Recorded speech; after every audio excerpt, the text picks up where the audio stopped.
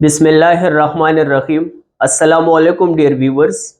Inshallah, in our today's class, we are going to talk about the structure or formulation of the future simple tense, which is also known as future indefinite tense. जब हम किसी भी tense के formulation और structure की बात करते हैं तो बुनियादी तौर पर हम फॉर्म ऑफ वर्ब को फोकस करते हैं कि इस टेंस में वर्ब की कौन सी फॉर्म यूज होगी। इसी तरह हमारा फोकस हेल्पिंग वर्ब्स या ऑक्सिलरी वर्ब्स पर होता है कि इस टेंस में कौन कौन से ऑक्सिलरी वर्ब्स या हेल्पिंग वर्ब्स इस्तेमाल होंगे। फ्यूचर सिंपल टेंस में वर्ब की बेस फॉर्म यूज होती है जिसको हम इंग्लिश ग्रामर में first form of the verb भी कहते हैं। इसी तरह हेल्पिंग वर्ब्स इस टेंस में दो फॉर्म्स में इस्तेमाल होते हैं या इस टेंस के दो मुख्तलिफ फॉर्म्स हैं। हम इस टेंस को शल और वेल के साथ भी इस्तेमाल करते हैं जो कि दोनों हेल्पिंग वर्ब्स हैं, और इसी तरह बी गोइंग टू के साथ भी हम इस टेंस को इस्तेमाल करते हैं। तो ये दो अल्टरनेटिव स्ट्रक्चर्स इस्तेमाल होंगे फ्यूचर सिंपल टेंस में। कहां पर हम शल और वेल और कहां पर बी गोइंग टू इस्तेमाल करेंगे, इंशाल्लाह यूजेस में हम इस पर डिटेल डिस्कशन करेंगे, क्योंकि दोनों के यूज में और दोनों के मीनिंग में डिफरेंस है, उसको इंशाल्लाह हम डिटेल से डिस्कस करेंगे। जब हम बी गोइंग टू की बात करते हैं तो बी से मुराद फ्यूचर सिंपल टेंस में हमारा होगा एम, इज और आर। बी गोइंग टू का मतलब है am going to, is going to या are going to future simple tense में। अब ऑक्सिलरी वर्ब्स जो दोनों इस्तेमाल होते हैं शल और वेल, तो फॉर्मल इंग्लिश में आई और वी के साथ नॉर्मली शल का इस्तेमाल किया जाता है, लेकिन अल्टरनेटिवली आई और वी के साथ वेल का इस्तेमाल भी किया जाता है। कहां पर हम आई और वी के साथ शल को यूज करेंगे और कहां पर हम वेल को प्रेफर करेंगे, इंशाल्लाह यूजेस में हम इस पर डिटेल डिस्कशन करेंगे। लाइकवाइज ही के साथ, शी के साथ, इट के साथ और दे के साथ जो कि सब्जेक्ट के तौर पर इस्तेमाल होते हैं, इन तमाम सब्जेक्ट के साथ वेल का इस्तेमाल किया जाता है, और सर्टन कंडीशंस में हम इन सब्जेक्ट के साथ बाज़ औक़ात शल का इस्तेमाल भी करते हैं एक पर्टिकुलर या ख़ास मीनिंग कन्वे करने के लिए। इंशाल्लाह उस पर हम डिटेल से डिस्कशन करेंगे, लेकिन नॉर्मली आई और वी के साथ शल का इस्तेमाल किया जाता है और बाकी सब्जेक्ट के साथ वेल का इस्तेमाल किया जाता है। मॉडर्न इंग्लिश में तमाम सब्जेक्ट के साथ आई, वी, ही, शी, इट, दे, इसी तरह अगर हमारे पास सब्जेक्ट कोई सिंगुलर नाउन हो, फॉर एग्जांपल अली हो, या कोई प्लूरल नाउन हो, बॉयज हो, तो इनके साथ भी वेल का इस्तेमाल किया जाता है। तो मॉडर्न इंग्लिश में वेल का इस्तेमाल मोर कॉमन है as compared to the use of shall, लेकिन इंशाल्लाह यूजेस में हम इस पर डिटेल डिस्कशन करेंगे। इसी तरह जब हम बी गोइंग टू स्ट्रक्चर की बात करते हैं तो आई के साथ हम इस्तेमाल करेंगे आई एम गोइंग टू। ये अल्टरनेटिव स्ट्रक्चर होगा आई विल या आई शैल की बजाय हम आई एम गोइंग टू का इस्तेमाल भी करते हैं। इसी तरह अगर सब्जेक्ट ही हो, शी हो, इट हो या कोई सिंगुलर नाउन हो, फॉर एग्जांपल अली हो, तो उसके साथ बी की जगह हम इज इस्तेमाल करेंगे, इज गोइंग टू का इस्तेमाल किया जाएगा। तो he will, she will, it will, Ali will की जगह हम he is going to, she is going to, Ali is going to का इस्तेमाल भी करेंगे इंशाल्लाह। इसी तरह अगर हमारा सब्जेक्ट वी हो, यू हो, दे हो या कोई प्लूरल नाउन हो, फॉर एग्जांपल बॉयज हो, तो इनके साथ फिर आर गोइंग टू का इस्तेमाल किया जाएगा। तो बी रिप्लेस होगा आर के साथ, we are going to, you are going to, they are going to, boys are going to, और ये रिप्लेस हो जाएगा we will, you will, they will, boys will, तो विल रिप्लेस हो जाएगा आर गोइंग टू के साथ।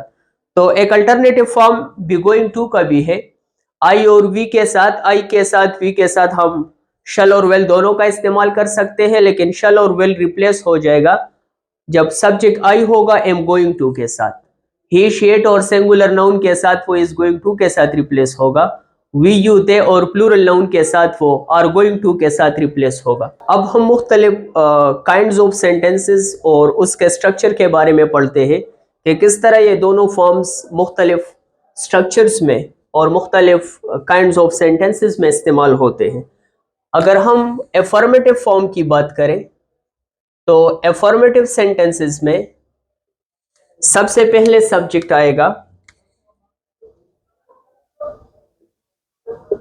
सब्जेक्ट के बाद शल या विल आएगी जो कि बेसिकली हेल्पिंग वर्ब्स है, तो या शल आएगा और या विल आएगा।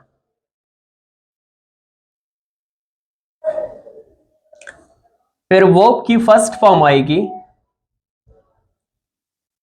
फिर ऑब्जेक्ट आएगा, फिर और अगर दूसरे एलिमेंट्स हो सेंटेंस के वो आएंगे और फाइनली हम सेंटेंस के एंड पर एक फुल स्टॉप या पीरियड को प्लेस करेंगे।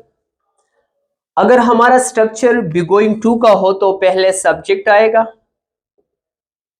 और सब्जेक्ट के बाद शल और विल रिप्लेस होगा बी गोइंग टू के साथ। बी गोइंग टू का मतलब है बी की जगह या एम हम लगाएंगे या इज लगाएंगे या आर लगाएंगे, तो बी रिप्लेस हो जाएगा एम एस आर के साथ। सो बी गोइंग टू, फिर वर्ब की फर्स्ट फॉर्म आएगी, फिर अगर सेंटेंस में ऑब्जेक्ट हो तो ऑब्जेक्ट आएगा और अगर दूसरे एलिमेंट्स हो तो वो आएंगे और फाइनली फुल स्टॉप या पीरियड को लगाया जाएगा। फॉर एग्जाम्पल, आई शल और आई विल, शल और विल को हम दोनों इस्तेमाल कर सकते हैं। I will buy a car tomorrow, मैं कल एक गाड़ी खरीदूंगा। I will buy a car tomorrow. इसी तरह विल को अब हम इसी स्ट्रक्चर में बी गोइंग टू के साथ रिप्लेस करते हैं, तो विल की जगह आएगा एम गोइंग टू, क्योंकि आई के साथ हम एम गोइंग टू का इस्तेमाल करते हैं। तो विल की जगह ले लिया एम गोइंग टू ने, आई एम गोइंग टू, ये विल की जगह आ गया। I am going to buy a car tomorrow. तो एफर्मेटिव सेंटेंस के स्ट्रक्चर में सब्जेक्ट के बाद हेल्पिंग वर्ब आएंगे, उसके बाद वर्ब की बेस फॉर्म, फिर ऑब्जेक्ट आएगा और फाइनली फुल स्टॉप या पीरियड को लगाया जाएगा। इसी तरह अगर हमारा सेंटेंस नेगेटिव फॉर्म में हो तो नेगेटिव फॉर्म में पहले सब्जेक्ट आएगा, सब्जेक्ट के बाद हेल्पिंग वर्ब्स आएंगे, वो शल भी हो सकता है, विल भी हो सकता है और बी गोइंग टू का स्ट्रक्चर भी हो सकता है। फिर शल और विल के बाद नॉट का इस्तेमाल किया जाएगा, फिर वर्ब की फर्स्ट फॉर्म, फिर अगर सेंटेंस में ऑब्जेक्ट हो तो ऑब्जेक्ट आएगा और उसके बाद अगर कोई और एलिमेंट्स हो तो वो आएंगे और फाइनली फुल स्टॉप या पीरियड को लगाया जाएगा। अगर स्ट्रक्चर बी गोइंग टू का हो तो पहले सब्जेक्ट को लिखा जाएगा, सब्जेक्ट के बाद be going to, be replace होगा एम एस आर के साथ, लेकिन यहां पर हम नॉट यहां पर लगाएंगे तो स्ट्रक्चर कुछ इस तरह बन जाएगा कि सब्जेक्ट के बाद हम एम एस आर को लगाएंगे अकॉर्डिंग टू द सब्जेक्ट, उसके बाद नॉट, फिर गोइंग टू, फिर वर्ब की फर्स्ट फॉर्म, फिर अगर ऑब्जेक्ट हो तो ऑब्जेक्ट को लगाया जाएगा और दूसरे एलिमेंट्स हो तो उनको भी लगाया जाएगा और फाइनली फुल स्टॉप या पीरियड को लगाया जाएगा। अगर हम इसी सेंटेंस को ले लें तो ये नेगेटिव में बन जाएगा विल और शल का structure, I will not buy a car tomorrow. और अगर बी गोइंग टू का स्ट्रक्चर हो तो पहले सब्जेक्ट को लगाया जाएगा आई, उसके बाद एम एस आर को, आई के साथ एम लगता है, आई एम, फिर नॉट को लगाया जाएगा आई एम नॉट, फिर गोइंग टू को लगाया जाएगा I am not going to, फिर वर्ब की base form buy a car tomorrow. ये हो गया नेगेटिव सेंटेंस का स्ट्रक्चर।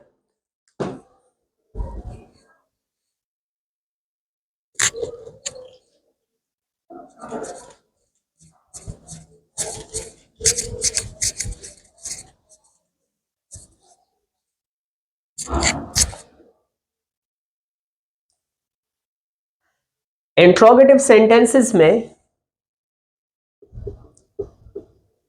हम हेल्पिंग वर्ब्स को सेंटेंस के बिगिनिंग में प्लेस करते हैं। तो अगर हमारा फॉर्म शल और वेल हो तो शल और वेल को हम सेंटेंस के बिगिनिंग में प्लेस करेंगे। फिर सब्जेक्ट आएगा,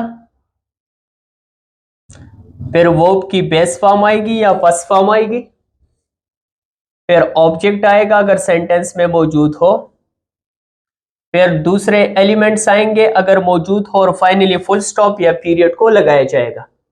अगर स्ट्रक्चर बिगोइंग टू का हो तो एम एस आर सेंटेंस के बिगिनिंग में आएंगे अकॉर्डिंग टू द सब्जेक्ट, फिर सब्जेक्ट आएगा,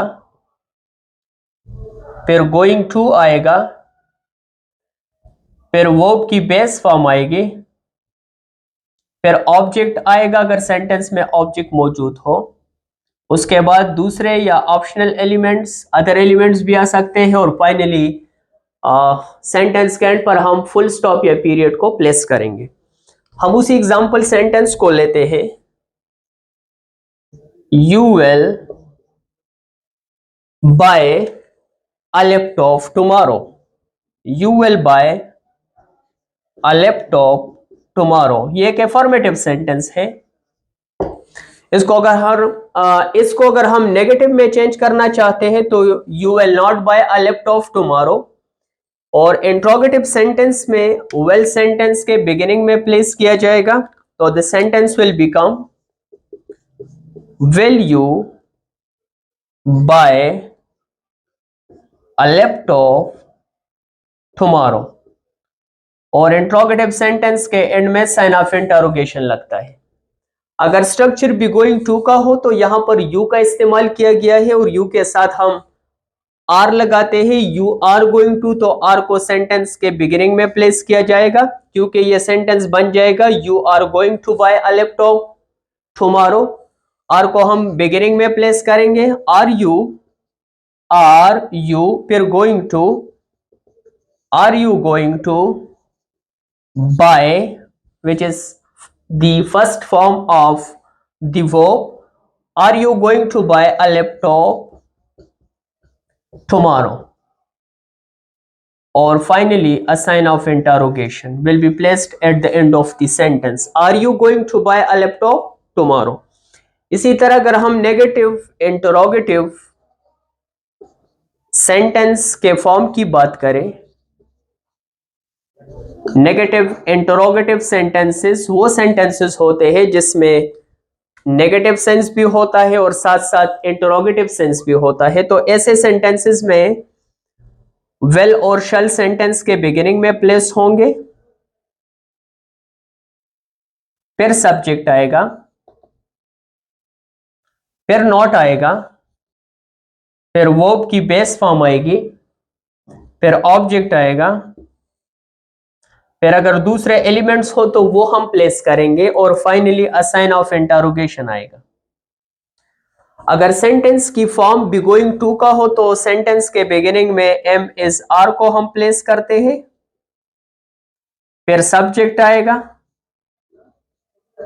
फिर गोइंग टू आएगा, फिर वर्ब की बेस फॉर्म आएगी, फिर ऑब्जेक्ट आएगा, फिर अगर दूसरे एलिमेंट्स हो तो वो आएंगे, और finally a sign of interrogation को सेंटेंस के एंड में प्लेस किया जाता है। अगर हम इसी सेंटेंस को ले लें, will you buy a laptop tomorrow, तो ये बन जाएगा will you not buy a laptop tomorrow, क्या आप कल एक लैपटॉप नहीं खरीदेंगे? तो इंट्रोगेटिव सेंस भी है और नेगेटिव सेंस भी है। और अगर हम इसी स्ट्रक्चर की जगह बिगोइंग टू का स्ट्रक्चर इस्तेमाल करना चाहते हैं तो वेल के साथ आर का इस्तेमाल होगा, are you not going to buy a laptop tomorrow, और फाइनली साइन ऑफ इंटरोगेशन को प्लेस किया जाएगा। शल नॉट की जगह हम कॉन्ट्रैक्शन शांट को भी यूज कर सकते हैं। Shan't which is the contraction of shall not, और वेल नॉट की जगह हम वॉन्ट को भी यूज कर सकते हैं which is the contraction of well not. Negative interrogative sentences में हम पहले भी डिस्कस कर चुके हैं, हम हेल्पिंग वर्ब और नॉट को कंबाइन भी कर सकते हैं और इसको हम कॉन्ट्रैक्शन के फॉर्म में भी लिख सकते हैं। तो ये सेंटेंस बन जाएगा वोंट, ये एपॉस्ट्रोफी है, when won't you buy a laptop tomorrow. इसी तरह अगर हम इस सेंटेंस को ले ले तो आर और नॉट को कॉन्ट्रैक्टेड फॉर्म में लिखा जाएगा, aren't you going to buy a laptop tomorrow, और दोनों के एंड पर साइन ऑफ इंटरोगेशन को लगाया जाएगा। तो हम नेगेटिव इंटरोगेटिव सेंटेंसेस में हेल्पिंग वर्ब वेल और शल और नॉट को भी कंबाइन कर सकते हैं, MSR और नॉट को भी कंबाइन कर सकते हैं, उसको हम कॉन्ट्रैक्शन के फॉर्म में लिख सकते हैं और कॉन्ट्रैक्शन का वो फॉर्म सेंटेंस के बिगिनिंग में प्लेस किया जाता है।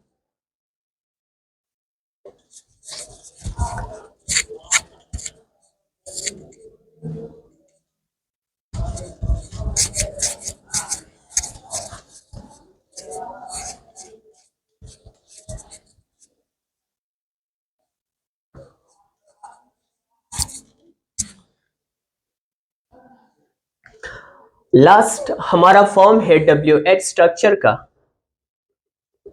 अगर सेंटेंस में कोई WH वर्ड्स हो, व्हाट हो, वेयर हो, व्हाई हो, व्हेन हो, एटसेट्रा, तो सबसे पहले हम WH वर्ड को प्लेस करेंगे। WH वर्ड पहले आएगा, फिर शल और वेल का इस्तेमाल किया जाएगा, फिर सब्जेक्ट इस्तेमाल होगा, फिर वर्ब की बेस फॉर्म यूज होगी, फिर ऑब्जेक्ट का इस्तेमाल किया जाएगा अगर सेंटेंस में ऑब्जेक्ट मौजूद हो, अगर कुछ अदर एलिमेंट्स हो उनको भी प्लेस किया जाएगा, और फाइनली साइन ऑफ इंटरोगेशन को लगाया जाएगा। अगर हमारा स्ट्रक्चर भी गोइंग टू का हो तो सबसे पहले WH वर्ड को लगाया जाएगा, फिर MSR को लगाया जाएगा, फिर सब्जेक्ट को लगाया जाएगा, सब्जेक्ट के बाद गोइंग टू आ जाएगा, फिर वर्ब की बेस फॉर्म यूज होगी, फिर ऑब्जेक्ट आएगा अगर ऑब्जेक्ट मौजूद हो, उसके बाद सेंटेंस में अगर दूसरे एलिमेंट्स मौजूद हो तो हम उनको प्लेस करेंगे, और फाइनली हम साइन ऑफ इंटरोगेशन को यूज करेंगे। अगर हम उसी सेंटेंस को ले ले, you will buy a laptop tomorrow, तो नेगेटिव में वो बन जाएगा you will not buy a laptop tomorrow. Interrogative sentence में वो सेंटेंस बन जाएगी will you buy a laptop tomorrow. Negative interrogative बन जाएगा will you not buy a laptop tomorrow और won't you buy laptop tomorrow. अब अगर हम ऐसा सवाल पूछे, आप लैपटॉप कहां खरीदेंगे या आपका लैपटॉप कहां खरीदेंगे, तो पहले आएगा वेयर, और वेयर के साथ चूंकि हमारा सब्जेक्ट यू है तो वेल का इस्तेमाल किया जाएगा, where will you buy a laptop tomorrow.